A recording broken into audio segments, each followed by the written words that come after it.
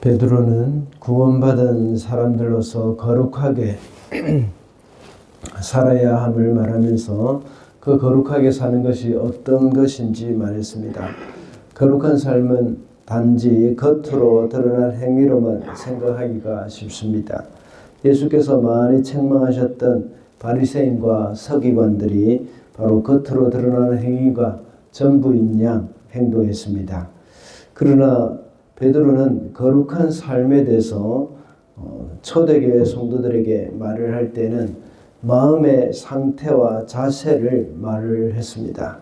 거룩한 삶은 구원의 가치를 아는 삶이라고 했습니다. 그리고 순결한 마음으로 뜨겁게 사랑하는 것이고 말씀에 의지하여서 사는 삶이라고 했습니다. 이어서 사도 베드로는 하나님의 말씀으로 거듭난 성도들에게 형제들을 사랑하라는 말씀과 영적인 성장을 위해서 또 말씀을 사모하라는 그런 말씀을 하고 있습니다. 그래서 그 실천적인 적용으로 어린아이와 같이 순전하고 신령한 젖을 사모하라고 했습니다. 그리고 우리 각 사람은 하나님의 선택받은 사람이고 또 거룩한 공동체에 속한 자임을 말했습니다. 그러한 우리 성도들의 신분을 이제 말을 하면서 우리의 성도들의 신분이 어떤 것이라고 했습니까? 오늘 본문 9절에 보면 아주 정확하게 잘 말씀을 하고 있습니다. 아주 유명한 말씀이죠. 제가 한번 읽어보겠습니다. 그러나 여러분은 택하심을 받은 족속이요 왕과 같은 제사장들이요 거룩한 민족이요 하나님의 소유가 된 백성입니다. 그래서 여러분을 어두움에서 불러내어 자기의 놀라운 빛 가운데로 인도하신 분의 업적을 여러분이 선포하는 것입니다. 앞서 베드로전서 첫 시간에 성도의 정체성에 대해서 살펴본 적이 있습니다. 오늘은 성도가 분명한 정체성을 알고 그 가치대로 살아갈 때에 어떤 일이 일어나는지 그것을 우리가 알 수가 있습니다. 그래서 오늘은 당신의 가치를 알라는 제목으로 말씀을 살펴보고자 합니다. 첫째로 우리의 가치를 알 때에 그 가치대로 살게 됩니다. 2절과 3절 그리고 5절을 제가 읽어보겠습니다. 갓난 아기들처럼 순수하고 신령한 젖을 그리워하십시오. 여러분은 그것을 먹고 자라서 구원에 이르러야 합니다. 여러분은 주님의 인자하심을 맛보았습니다. 5절입니다. 살아있는 돌과 같은 존재로서 여러분도 집 짓는 데 사용되어 신령한 집이 됩니다. 그래서 여러분은 예수 그리스도로 말미암아 하나님께서 기쁘게 받으실 신령한 제사를 드리는 거룩한 제사장이 되십니다. 순수하고 신령한 젖은 하나님의 말씀을 가리키죠. 그 말씀을 먹고 자람으로 인해서 구원에 이르는 자가 됩니다. 그 구원을 주신 주님의 인자하심을 맛보았다고 말합니다. 그렇게 구원받은 성도로서 우리의 가치를 알게 됩니다. 3절의 말씀을 개역개정에서는 너희가 주의 인자하심을 맛보았으면 그리하라 라고 번역이 되어 있습니다. 그런데 새 번역에서는 그리하라는 말이 빠져 있습니다. 이 말은 주의 인자하신 그 사실을 깨달았기 때문에 계속해서 그 신령한 젖을 사모하라, 하나님의 말씀을 사모하라 하는 그런 말을 하고 있는 겁니다. 한 번이라도 우리 삶 가운데서 하나님의 사랑과 인자하심을 맛본 사람들이라면 계속해서 말씀을 사모하라는 것입니다. 하나님의 말씀을 듣기를 사모하고 읽고 묵상하기를 사모하라는 것이죠. 그것은 지금까지 말씀드린 바와 같이 말씀이 우리를 구원했기 때문입니다. 우리가 존귀한 하나님의 자녀라는 사실을 아는 사람은 그 가치에 맞게 살게 되어 있습니다. 1절에서 말한 기만, 시기, 위선, 비방 이런 말들을 다 버립니다. 그리고 우리를 가치 있게 해주신 그 하나님의 말씀을 계속해서 사모하며 사는 것입니다. 우리의 가치를 아는 사람은 그 가치대로 산다는 것입니다. 과거에 음식의 맛을 많이 따졌지만 요즘은 음식의 맛뿐만 아니라 음식의 영양 또는 건강식을 많이 찾습니다. 그래서 자신의 몸을 가치 있게 생각하는 사람은 몸에 좋은 음식을 먹습니다.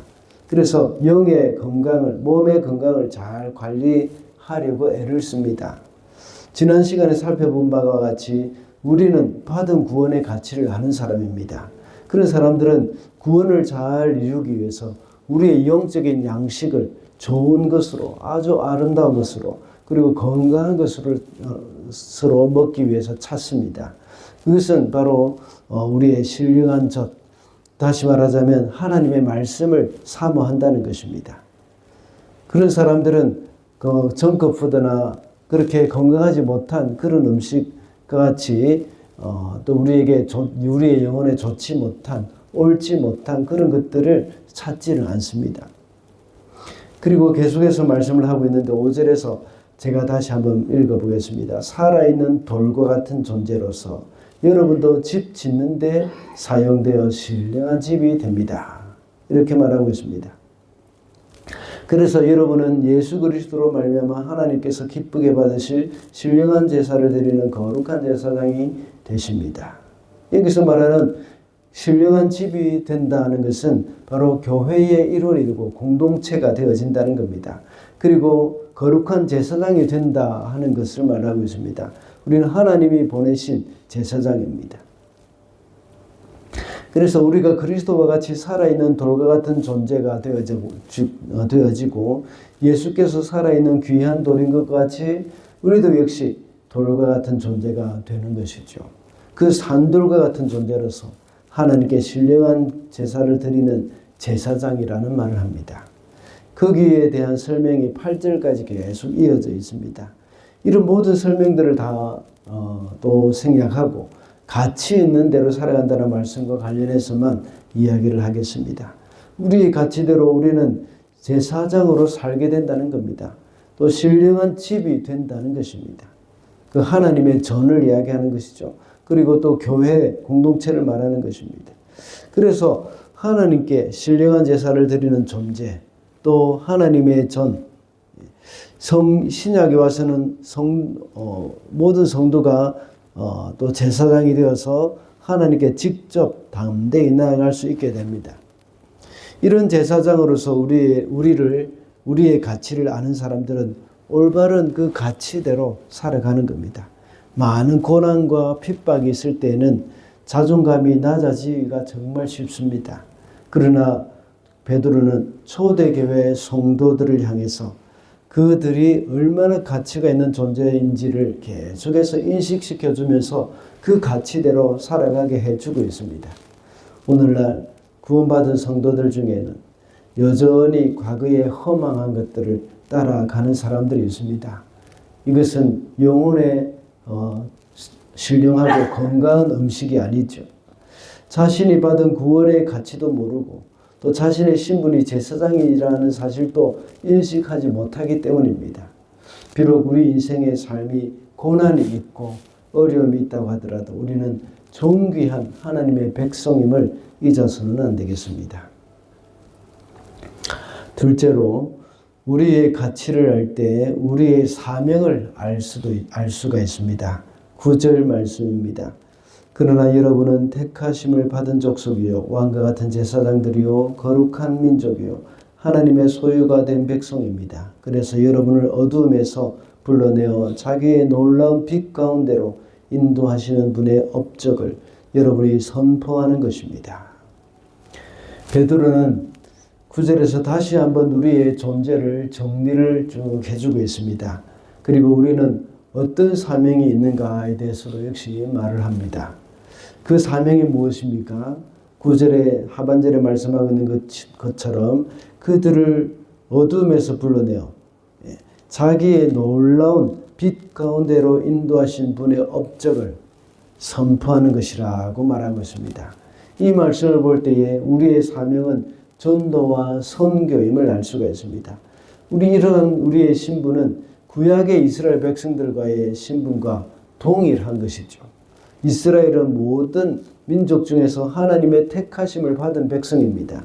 그리고 모든 민족의 제사장 나라였으며 거룩한 민족이었으며 또 하나님의 소유된 백성이었습니다. 그런데 이스라엘 백성들은 그 역할을 잘 감당하지 못했습니다. 그러나 이제는 이스라엘이 아니라 신약의 성도들이 그런 존재가 되었습니다. 구약의 이스라엘은 그들의 사명을 잘 감당하지 못했지만 이제 우리는 그 사명을 잘 감당해야 합니다.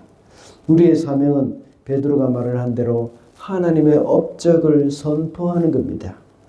구약의 이스라엘 백성들은 이방인들을 배척하고 무시했지만 신약의 성도들은 예수님을 알지 못하는 사람들이 하나님의 품으로 돌아오도록 초청하고 그들을 사랑하는 것입니다. 교회가 존재하는 목적이 여러 가지가 있습니다. 그렇지만 복음을 전하는 것이 가장 중요한 목적이 됩니다.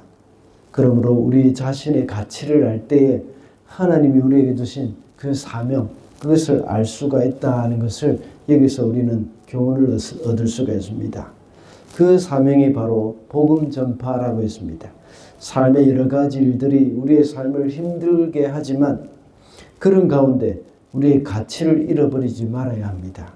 그럴 때에 그런 어려운 가운데서도 역시 우리의 사명을 따라 살아갈 수가 있을 줄로 믿습니다. 나 자신의 가치를 아는 것이 중요한 이유가 무엇이라고 했습니까? 우리의 가치를 알 때 우리는 그 가치대로 살게 된다고 했습니다. 그리고 그 가치를 알 때 우리의 사명도 역시 알게 된다고 했습니다. 힘겨운 삶의 상황 가운데서 성도가 얼마나 가치 있는 존재인지를 잊지 말아야 하겠습니다.